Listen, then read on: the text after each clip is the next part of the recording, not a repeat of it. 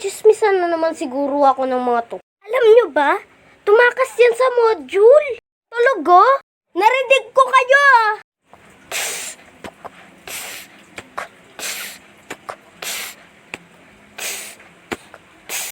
Teka, magka-cache mode muna kayo para di mapagod yung gumagawa sa inyo.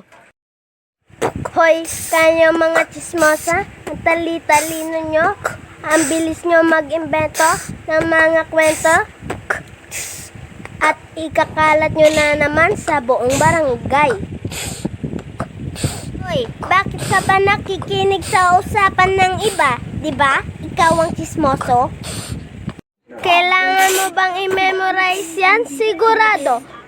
Chinismis ka na kahit kaibigan mo at mga chismis mo burado. Bawat salita malagim. Kahit lutuin mo, hilaw ka pa rin. Uy, tigil na. Amoy kuryente.